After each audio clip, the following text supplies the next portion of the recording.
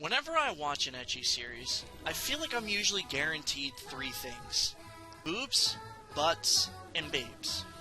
So how does Monster Musume relate to a show such as this? Well, the show delivers.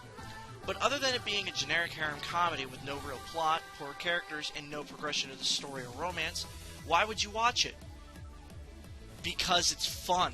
Alongside with all this, this will be my first review where I both watched the anime and read all of the currently available manga that I can personally buy at my local bookstore. Although it's not really local, but that's beside the point.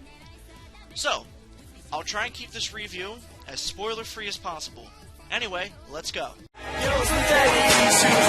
When you don't care. That intro was horrible. But anyway, let's start with the story. The first thing I should state is that the anime follows the manga extremely well. Other than some extras, you could skip the first 6 volumes if you wanted. I wouldn't advise that, but you could. Set in an alternative version of Japan where the existence of monster humanoid races known as Lemonials, I probably pronounced that wrong, is publicly known and mostly accepted. Key word in there is mostly, although they don't emphasize on that in the manga or the anime a whole lot. As a result, the humans try to introduce the monsters into the understanding of our current-day human culture as we do theirs. This is under protection of the Interspecies Exchange Bill. Under this bill, the monsters are to be given host families to live with, must always stay with the host family to prevent incident, and protect them from any harm that could be pressed onto them by humans, or in this case, monsters towards humans, or whatever. This includes sexually. Violation will cause the monsters to be deported and the humans to face full extent of the law. This is pretty scary. Enter our protagonist, Kimoto, or however you say his name. I'm horrible with Japanese names, I'm sorry. As his life is turned upside down when he is forced to be the host family of several of our monster beauties. The story revolves around him trying to get to know the girls and ultimately choose a bride. That's pretty much the whole story, actually. Every few episodes, a new character is added to his monster girl harem, such as Poppy, our bird brain harpy, Centauria, our loyal centaur, Mia, our snake beauty, and a few other characters that I'm too lazy to name because there's so many. The problem with the story is that it's easily forgotten in the show. With the amount of fan service, reckless amount of useless scenes, and the inclusion of a new character in the monster harem every X amount of episodes, it's kinda hard to move the story along when it takes steps backwards. Add to the fact that none of the characters are even explored to their fullest possibility just adds insult to injury. Speaking of characters, the characters in the show are continuously growing. We have 7 members in the harem when it's all said and done. This isn't including the director, Key the Dryred, the entirety of Mon, and any other characters that are coming our way in the manga. With this many characters in the short amount of time they had to cover it, yeah, there's not much. Each character, though, seems to have a strong personality in some way, or represents some kind of fetish. Example, Rachne represents bondage, dominatrix, BDM, SM, whatever you want to call it. In fact, let's talk about the characters a little bit. First we have Maya, a Lamaya, a snake girl, I probably pronounced that wrong, who came under Kimito's care by accident. She eventually grew feelings for him and becomes the extremely jealous type in the show. Next we have Poppy, our lovable harpy and complete bird brain. Running from her home several times in her life, she eventually found herself with our protagonist after kidnapping him for her own personal gain. To avoid trouble with Smith Sand, in other words. Even though she forgets everything, she's lovable and always remembers our protagonist. Next we have Centauria, a centaur who came under Komodo's care by capturing a purse snatcher that then tried to attack her, but our protagonist protected her from the maniac thief. She is loyal to Komodo and represents something of a knight to her king, although she has feelings for him. Next is Sue, our slime girl. Started off as an invader in the house, she eventually became a member of the household when our characters captured her. We don't know much about her, like, at all. Next we have Maru, or Maroon, however her name is said. She's the mermaid of the group. She was actually assigned to be Komodo's host family, or to be part of the host family. I don't know. My English today is horrible.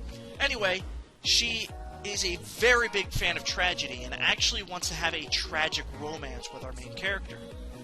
And Rachne is a BDMS bitch. Other than that, the characters are just plain, bland, boring, and uninteresting, for the most part. There are a bunch of other characters that are in this show, but with where the manga left off and where the anime is, the characters really aren't explored that much, not even the new ones. So I'm going to leave them out for now. I'm going to sum this up the best way I can. If there's tits on the screen, there's good art. If there's nudity on the screen, there's good art. Anything relating to the monster girls, good art. Everything else, wood is a pen. The art shines when it wants to, which is kind of bad since it's only good during scenes where their skin's shown. Other than that, it's just plain. It works. I didn't really listen to the music. It seemed fine, I just didn't pay attention. As for the dub, there is none as of October 28th, 2015, by the time I am editing and recording this video. The opening and ending I also skipped, so I can't rate them either. Final thoughts. Yes, this show is bad. It doesn't hide it. In fact, the only reason I started this show was because of the concept of monster girls. This show is fun, funny, and entertaining. However, no matter how I look at it, there's one thing I will admit. This show is bad in every way. It has a bad story, bad characters, uninteresting events, excessive fan service, some of the humor didn't even make me laugh, unoriginal. But you know what? I freaking love this show! This show is indeed a guilty pleasure and one that I have smothered myself in. I will be buying the show. I have purchased all of the available manga. Hell, I've started Monster Girl Quest just because of the show. By the way, that's not related to Monster Musume at all. It's actually a hentai, so you have been warned.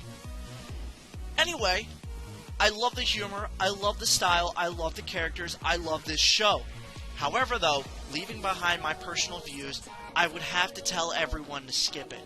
Unless you're in for it for a quick... skip it. There's nothing to gain from it. It's actually very uninteresting, and honestly, there's just so many better shows out there that you can watch. So, that is it for me. Like, comment, subscribe, let me know what you think of the review. And if you did watch the show, let me know what you think of it down in the description below. Description, yeah, listen to me. The comments below. Anyway, I'll see you guys in the next one.